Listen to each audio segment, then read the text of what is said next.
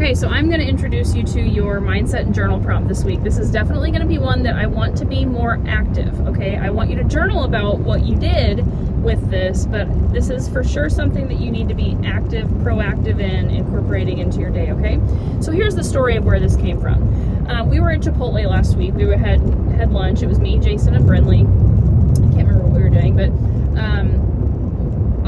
I had ordered, right? Or I was getting ready to order. I ordered, just for reference, I had the chicken al pastor bowl. It's really good flavor, like lime and pineapple, with fajita, peppers and onions with the mild salsa, little bit of sour cream, and that's all I got on it. A great way to kind of moderate fat. Very easy to go over on fat at Chipotle. And I had to tell them, like, just drizzle the sour cream, because you know them. They'll pour an entire cup on there. It was delicious. So we were ordering our food, and up at the register, I could tell there was something going on because there was a stall. So I looked like people were just stopped. And I look up there, and there's some kind of unrest happening. The guy that was ordering his food, either the order wasn't right, there was just something going on, and it was taking forever. And you could tell people were getting kind of frustrated, myself included. And we're like, what's going on? Come on, let's get the show on the road. Well, they take care of him. He's on his merry way. We continue to order. We get up to the front of the line. Lo and behold, right when we're supposed to check out, this guy comes back up. And he has another kind of complaint. And I'm kind of like, it's okay, whatever. And the manager comes up. He's trying to handle the situation, seeing what had happened before. There was a $6.50 charge that the guy was very upset about. Like, maybe he thought something was supposed to be included and it wasn't. I don't know. But he was upset, and the people behind the register were trying to explain in a calm way what it was for, and he just was not having it. There was like no resolution. So I tend to take control of situations, and so I kind of physically started moving closer to the man and the register to kind of create some physical urgency, like, let's get the show on the road.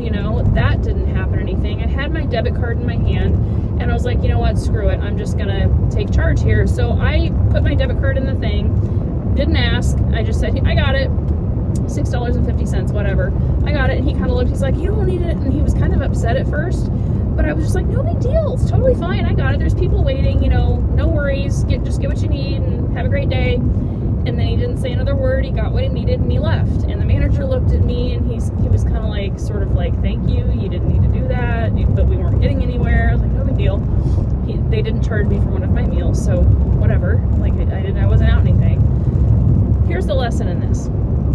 I chose to be the thermostat in that situation. There are so many times in life where, and I'm so guilty of this recently too, I'm trying to take control of it, where we walk into a scenario, a room, a group of people, and the tone can be off. It can be negative, sad, frustrated,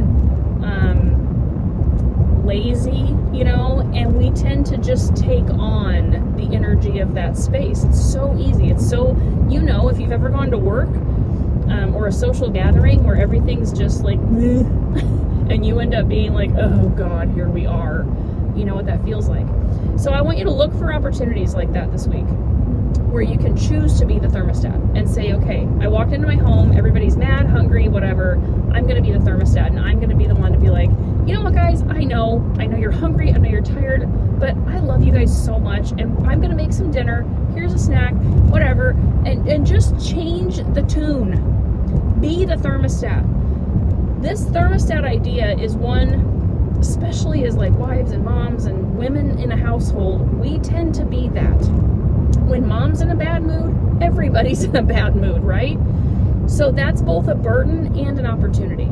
It's a burden because sometimes it feels like I can never just be in a bad mood and everybody else be okay. Like I have to stay okay for everyone, so that can feel quite burdensome. But it's also an opportunity that when we wake up, when we enter a space, we have that much power that when we choose to show up like I did, it can change. It almost makes me emotional. It can change the entire space. And this is the moment where Jason was like, okay, well, it's a good thing I'm carrying a gun off duty now because things like that happened, But in one moment, you can change the entire energy of a space. So that's what I want you to do this week. It can be something as simple as going into Walmart and just smiling at people and commenting, man, your hair. You look so cute today. Have you ever done that before? Because it lights people up.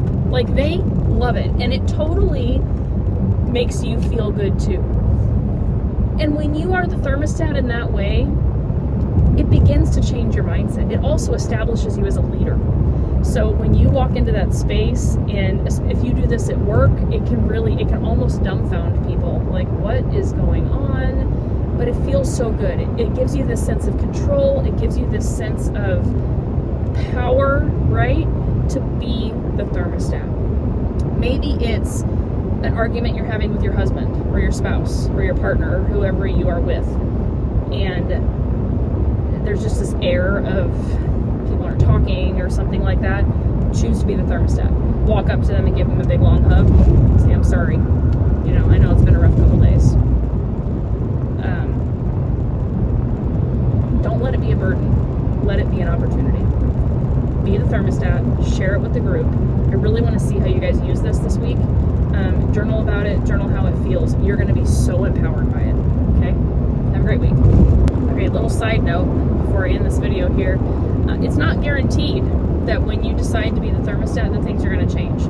You could, in your best efforts, be positive, really try to change the thing, and people don't comply, right? Maybe they're choosing to stay stuck in their ways. It's not your responsibility to change their temperature. All you're doing is changing the temperature of the room, and they have to choose whether they're going to rise to meet you there or if they're going to stay stuck in their place. So come into this also with very few expectations. Release the outcome. Choose to be the thermostat, and then allow them to choose what they're going to do. We can't control what other people are going to do. It's not a guaranteed thing. But more times than not, when you do this, in some shape or form, people's energies change. Sometimes it just shuts them up. Maybe you're coming at it from a more positive perspective, and when they're whining and crying and complaining, and then you show up in this energy, sometimes it just shuts them up. And maybe they're still over there kind of huffing and puffing. They're just not doing it vocally anymore. That's fine. So no expectations with this. You're not in control of anyone, but you are in control of yourself. And that's the big thing here, is that number one, you're powerful. You do have the power to change a space. But number two, you are choosing how you're going to show up. And that's the big component here.